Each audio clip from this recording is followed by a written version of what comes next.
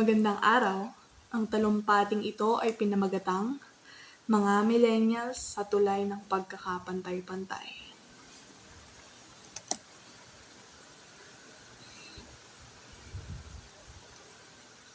Mainit na tinututulan ng maraming henerasyon sa kasaysayan ang pagiging bakla at tomboy ng isang tao dahil ito raw ay kasalanan sa Diyos. Kung kaya't maraming kabataan noon ang nawala ng pag-asa at pagtanggap sa sarili sapagkat inakala nilang ito ay isang napakalaking problema. Sa haba yata ng mga taong ipinaglaban ng mga kababaihan ng kanilang karapatan, ay ganun din naman kahaba ang sa mga kapatid nating miyembro ng LGBTQ community. Ngunit dahil sa mainit na pagtingin ng mga miyembro ng simbahan at mainit na mga matang nakatutok sa kanila ay sadyang naging mabagal ang usad ng kanilang parada tungo sa pagkakapantay-pantay. Bilang isang millennial, isang kabataang bukas ang isipan at hangad ang pagbabago sa lipunan, nais ko at isa ako sa mga taong nagsusulong ng pagkakapantay-pantay para sa lahat ng uri ng tao. Ang pagiging miyembro ng LGBTQ community sa panahon ngayon ay hindi na ganoon kalala, hindi katulad noong panahon ng ating mga magulang at mga lolo at lola.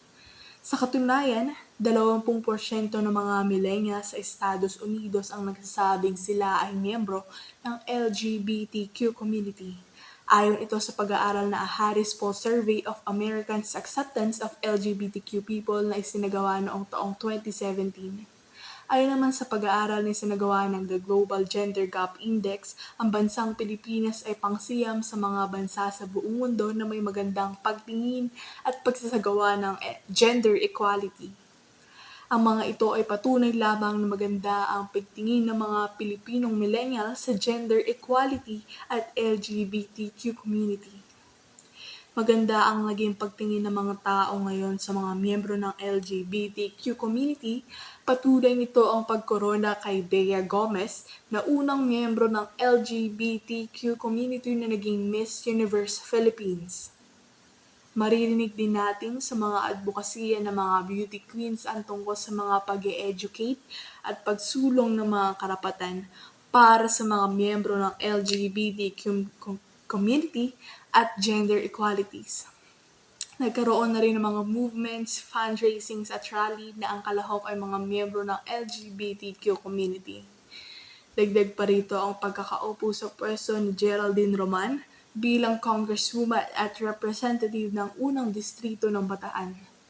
Siya ay ang unang transgender na naging miyembro ng Kongreso. Ang mga ito ay ilan lamang sa mga magagandang halimbawa ng pagiging bukas ng mga Pilipino sa pagkakapantay-pantay. Maraming salamat po.